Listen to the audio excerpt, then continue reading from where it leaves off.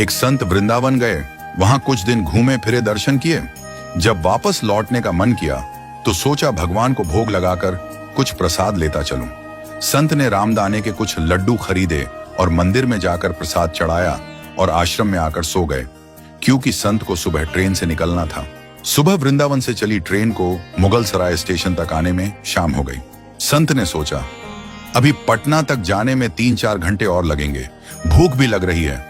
मुगल सराय में ट्रेन आधे घंटे रुकती है, चलो हाथ पैर धोकर संध्या वंदन करके कुछ पा लिया जाए। संत ने हाथ पैर धोए और लड्डू खाने के लिए डिब्बा खोला। उन्होंने देखा लड्डू में छींटे लगे हुए थे। उन्होंने छींटों को हटाकर 1-2 लड्डू खा लिए। बाकी बचे लड्डू का प्रसाद बांट दूंगा ये सोचकर छोड़ दिए। पर कहते हैं ना, संत हृदय नवनीत समाना। बेचारे को लड्डू से अधिक उन छींटों की चिंता सताने लगी।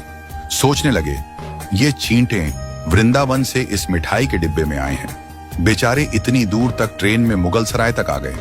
कितने भाग्यशाली थे, इनका जन्म वृंदावन में हुआ था।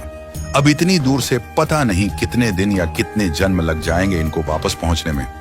पता नहीं ब्रज की धूल इनको फिर कभी मिल भी पाएगी या नहीं। मैंने कितना बड़ा पाप कर दिया, इनका वृंदावन छुड़वा दिया। नहीं, मुझे वापस जाना होगा। और संत ने उन छींटों को वापस उसी मिठाई के डिब्बे में सावधानी से रखा और वृंदावन की ट्रेन पकड़ ली। उसी मिठाई की दुकान के पास गए और डिब्बा धरती पर रखा और हाथ जोड़ ली। मेरे भाग्य में नहीं कि तेरे ब्रज में रह सकूं, तो मुझे कोई अधिकार भी नहीं कि जिसके भाग्य में ब्रज की धूल लिखी है उसे दूर कर सकूं। दुकानदार ने देखा तो आया और कहने लगा, महाराज चींटें लग गई तो कोई बात नहीं, आप दूसरी मिठाई तुलवा लो।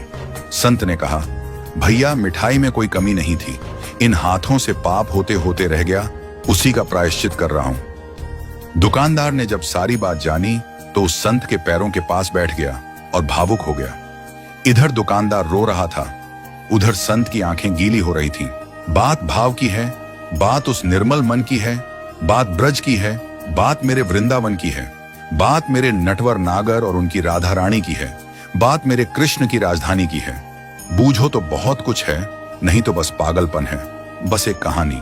घर से जब भी बाहर जाए तो घर में विराजमान अपने प्रभु से जरूर मिलकर जाएं, और जब लौट कर आए तो उनसे जरूर मिले, क्योंकि उनको भी आपके घर लौटने का इंतजार रहता है। घर में यह नियम बनाइए कि जब भी आप घर से बाहर निकले तो घर में मंदिर के पास 2 घड़ी खड़े रहकर कहें, प्रभु चलिए आपको साथ में रहना है। ऐसा बोलकर ही घर से निकले, क्योंकि आप भले ही लाखों की घड़ी हाथ में क्यों ना पहने हो, पर समय तो प्रभु के ही हाथ में है ना।